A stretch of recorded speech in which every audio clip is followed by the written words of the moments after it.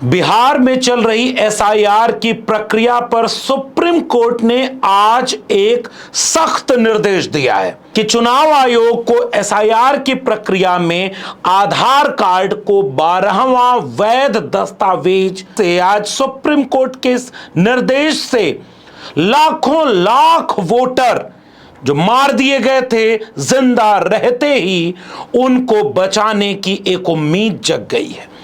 आज supreme court का यह निर्देश चुनाव आयोग के उन तमाम हथकंडों पर, उस अहंकार पर, उस हास्यास्पद प्रक्रिया पर एक नया सवालिया निशान खड़ा कर रहा है कि चुनाव आयोग ने पहली बार टिप्पणी की कि आधार कार्ड को वैध दस्तावेज मानो। चुनाव आयोग ने नहीं माना, फिर सुनवाई हुई, चुनाव आयोग दलीलें देता रहा।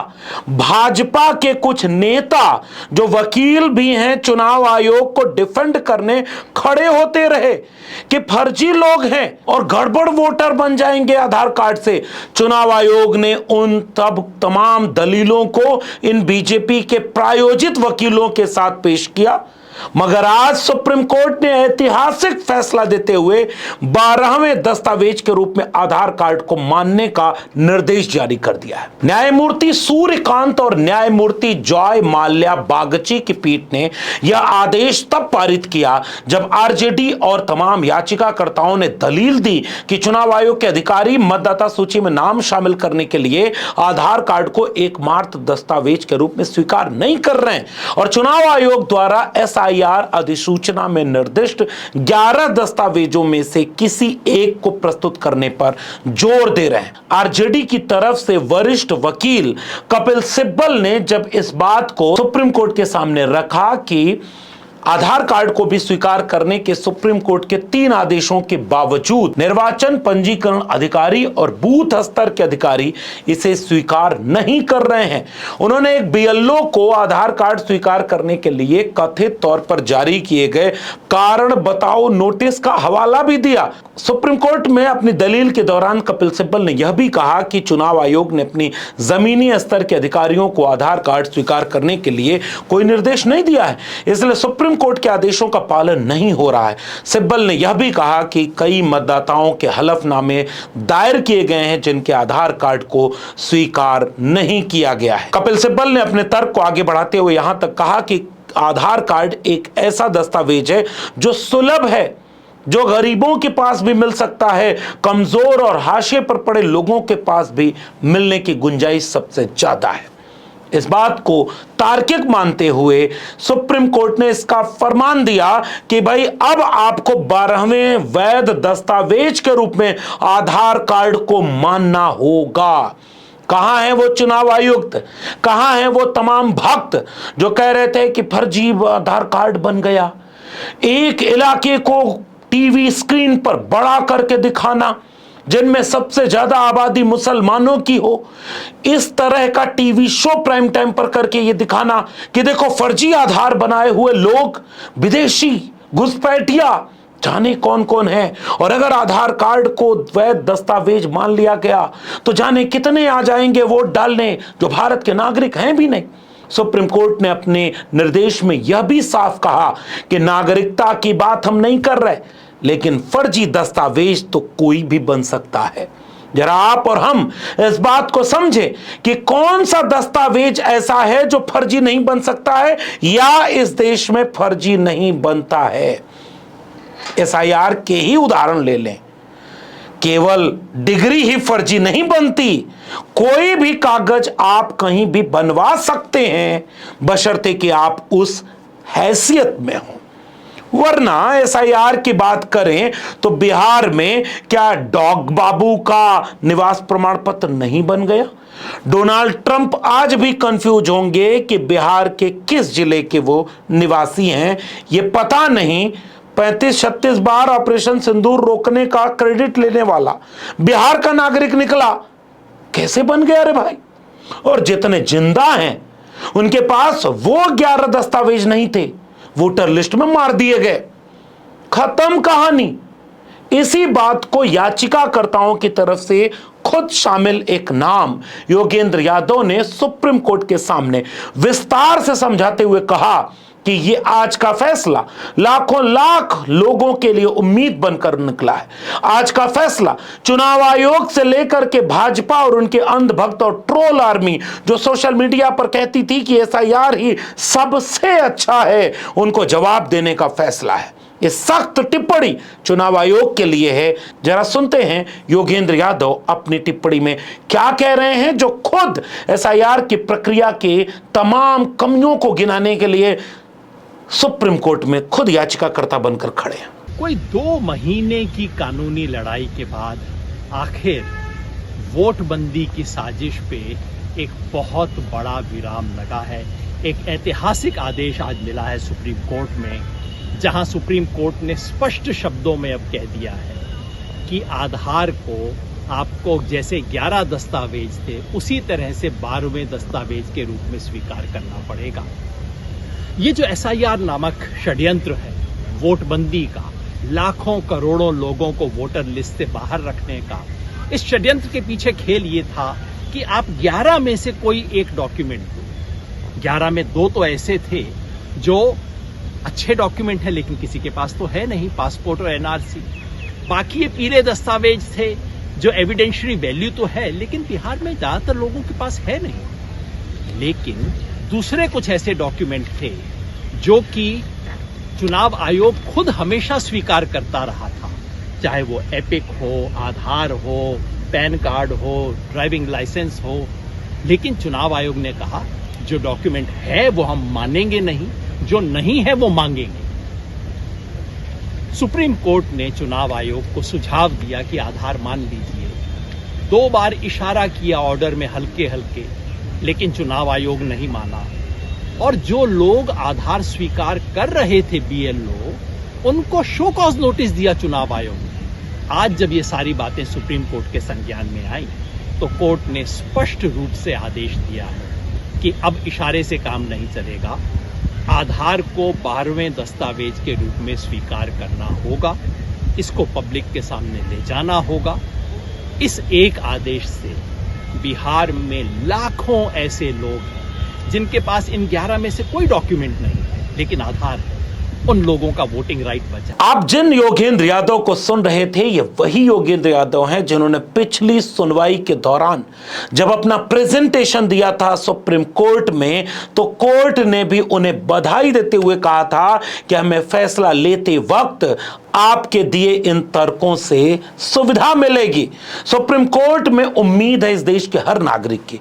और आज योगेंद्र यादव भी आखिरी में कह रहे थे कि इस इमारत से हमें बहुत उम्मीद है कि एक न एक दिन इस देश के वोटर का अधिकार सुरक्षित रहेगा।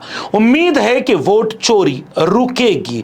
उम्मीद है कि एसआईआर की आड़ में कुछ लोग जो अपनी पूर्वाग्रही साजिश वाली मानसिकता को देश के ऊपर थोप रहे हैं, उस पर लगाम लगेगी। लेकिन कैसे लगेगी? आज सुप्रीम कोर्ट में भी यह हुआ। जैसे ही आधार कार्ड को वैध डॉक्यूमेंट बनाने की तरफ सुप्रीम कोर्ट अपना रुझान दिखा रहा था, चुनाव आयोग की ओर से वरिष्ठ अधिवक्ता राकेश द्विवेदी ने कहा कि आधार को नागरिकता के प्रमाण के रूप में स्वीकार नहीं किया जा सकता। इस पर कपिल सिब्बल ने यह तर्क दिया कि चुनाव आयोग को नागरिकता निर्धारित करने का कोई अधिकार नहीं है। द्विवेदी ने इस दलील से असहमति जताई और कहा कि कम से कम मतदाता सूची के लिए चुनाव आयोग को यह तय करने का अधिकार है कि आवेदक नागरिक है या नहीं। उन्होंने अदालत से अनुरोध किया है कि इस मुद्दे पर एक बार और हमेशा के लिए फैसला सुनाया जाए। द्विवेदी ने आगे कहा कि भारत के निर्वाचन आयोग ने आधार को स्वीकार करने के लिए सुप्रीम कोर्ट के निर्देश के बारे में मतदाताओं को जानकारी देने के लिए मीडिया में सार्वजनिक विज्ञापन जारी किए। इस अवसर पर न्यायमूर्ति बागची ने कहा कि पासपोर्ट और जन्म प्रमाण पत्र को छोड़कर ईसीआई द्वारा निर्दिष्ट 11 दस्तावेजों में कोई भी नागरिकता का दस्तावेज नहीं है। न्यायमूर्ति बागची ने जो बात कही है वो इस पूरे मसले को बड़ी गंभीरता से आपके सामने भी स्पष्ट करेगी, क्योंकि मीडिया भाजपा की बी टीम बनकर चुनाव आयोग की कमियों को छिपाने के लिए आपके घर वाली टीवी पर ऐसी ऐसी बातें देगा कि आपको भी सुनकर लगेगा, अरे आधार कार्ड को अगर वैध कर दिया तो ये जो फर्जी आधार कार्ड बनवाए हैं, जो ज्यादा आधार कार्ड बनवाए हैं, ये सब तो वोट डाल लेंगे, कल को नागरिक हो जाएंगे, हाय मेरे देश का क्या होगा। इस वाले नैरेटिव में अगर आप फंस चुके हैं तो जरा सुनिए सुप्रीम कोर्ट के जज क्या कह रहे हैं। न्यायमूर्ति बागची ने इसी मामले पर आगे कहा कि हम चाहते हैं कि आप स्पष्ट करें, हमने बार बार आदेश पारित किया है कि सूची में 11 दस्तावेजों का उदाहरण दिया गया है, यदि आप उन 11 को देखें तो पासपोर्ट और जन्म प्रमाण पत्र के अलावा कोई भी नागरिकता का निर्णायक प्रमाण नहीं है। हमने स्पष्ट किया है कि इसमें आधार भी शामिल है। भाजपा की तरफ से भाजपा नेता और वकील अश्विनी उपाध्याय भी वहां खड़े थे। उन्होंने दलील दी कि अगर किसी व्यक्ति के पास 11 में से कोई भी दस्तावेज नहीं है तो आधार कार्ड स्वीकार नहीं किया जा सकता। इस पर न्यायमूर्ति बागची ने कहा कि जन प्रतिनिधित्व अधिनियम में ही आधार कार्ड का उल्लेख है। वरिष्ठ अधिवक्ता गोपाल शंकर नारायणन ने स्पष्ट किया कि जन प्रतिनिधित्व अधिनियम की धारा 23(4) में आधार कार्ड को पहचान के दस्तावेज के रूप में संदर्भित किया गया। अधिवक्ता वृंदा ग्रोवर ने बताया कि फॉर्म 6 यानी पहली बार जो वोटर बनेंगे उनके लिए जो है उसमें भी आधार कार्ड को स्वीकार दस्तावेज बताया गया है। आप कल्पना करिए कि इस देश के बाकी जगहों पर आज भी आधार कार्ड से सब कुछ चल रहा है। उत्तर प्रदेश में पंचायत चुनाव होने वाले, एआई का इस्तेमाल करके फर्जी वोटर को चिन्हित किया जा रहा है, लेकिन यहां पर झूठ बोला जा रहा है चुनाव आयोग के द्वारा कि बीएलओ घर घर गए हैं, बीएलओ ने सब कुछ अच्छा किया है, एसआईआर में सब कुछ बहुत अच्छा हो रहा है, और अपनी कमियों पर पर्दा डाला जा रहा है। और वो पर्दा डालने का काम कौन कर रहा है? Television channel, media anchor. इसलिए आपके मन में बार बार इस सच को जानने की दिलचस्पी होनी चाहिए कि असल में आधार कार्ड के नाम पर आज भी इस देश में दर्जनों ऐसे दस्तावेज बनाए जा रहे हैं जो भारत के नागरिक होने के लिए प्रमाण बन जाएंगे, और आप आधार कार्ड को नहीं मान रहे। आधार कार्ड में किसी के मकान नंबर 0 नहीं होता, आपकी मतदाता सूची मकान नंबर 0 कैसे हो जाए? अब छोड़ देते हैं, इन सवालों का जवाब तो चुनाव आयोग तो बनता नहीं है। लेकिन गौर से सुनिए कि सुप्रीम कोर्ट की सख्ती ने एसआईआर की आड़ में जो चल रहा था उसका एक पर्दा तो उठाया है, और इस एक पर्दे ने लाखों लाख वोटरों को एक विकल्प खोल दिया है। इस विकल्प के जरिए जो जिंदा होने के बावजूद चुनाव आयोग की वोटर लिस्ट में मार दिए गए थे, उन्हें फिर से जिंदा करने का रास्ता खुला है। और आज संविधान पीठ ने इस पर जो टिप्पणी की है उसको जरा गौर से सुनिएगा। नागरिक आप हैं, आपसे जुड़ा हुआ मामला है। पीठ कहती है कि संक्षिप्त मुद्दा आधार कार्ड की स्वीकार्यता और स्थिति से संबंधित है। आधार अधिनियम के तहत आधार को दी गई वैधानिक स्थिति के मद्देनजर आधार कार्ड नागरिकता का प्रमाण नहीं है। हालांकि जन प्रतिनिधित्व अधिनियम की धारा 23(4) को ध्यान में रखते हुए आधार कार्ड किसी भी व्यक्ति की पहचान स्थापित करने के उद्देश्य से एक दस्तावेज है। इलेक्शन कमीशन ऑफ इंडिया के विद्वान वकील का कहना है कि बिहार की संशोधित मतदाता सूची में शामिल बहिष्कृत किए जाने के लिए किसी व्यक्ति की पहचान स्थापित करने हेतु आधार कार्ड को एक दस्तावेज के रूप में ध्यान में रखा जाएगा। आधार कार्ड को प्राधिकारियों द्वारा 12वें दस्तावेज के रूप में माना जाएगा। हालांकि यह स्पष्ट किया जाता है कि प्राधिकारियों को आधार कार्ड की प्रामाणिकता और वास्तविकता की पुष्टि करने का अधिकार होगा। इसे नागरिकता के प्रमाण के रूप में स्वीकार नहीं किया जाएगा। चुनाव आयोग इस संबंध में आज ही निर्देश जारी करेगा। आज ही निर्देश जारी करेगा चुनाव आयोग, क्योंकि पहले भी तो टिप्पणी सुप्रीम कोर्ट कई बार कर चुका था। लेकिन गनीमत है कि मुख्य चुनाव आयुक्त यह कहते हुए टेलीविजन के सामने नहीं आए, हलफनामा देना होगा वरना देश से माफी मांगनी होगी, तीसरा रास्ता नहीं है।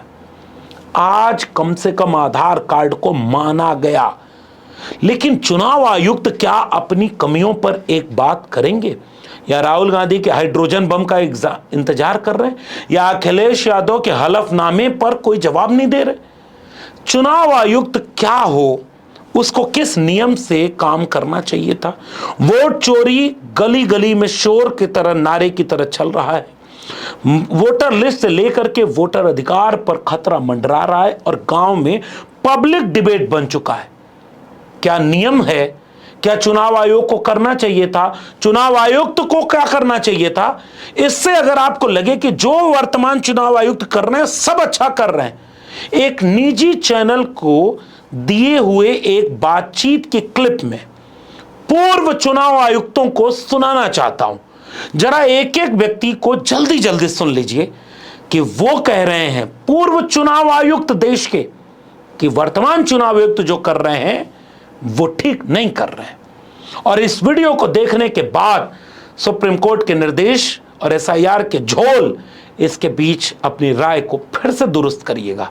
पहले सुनिए कि देश के 3 पूर्व चुनाव आयुक्त क्या कह रहे हैं। Well, I think the straight answer to that is that it doesn't require for anybody to submit an affidavit if there is a serious complaint which the Election Commission must look into. And I think this is a presentation which was made with some bit of analysis, and the claim was that this is Election Commission's data. So Election Commission of India, being the custodian of the electoral rolls, if such serious allegations are being leveled, I think it is the responsibility of any public organization, leave aside a body, constitutional body like the Election Commission, that I think this needs to be investigated. You cannot allow a doubt to hang in the air, because a doubt has been raised on the integrity of the electoral roll which is prepared under the supervision of the Election Commission.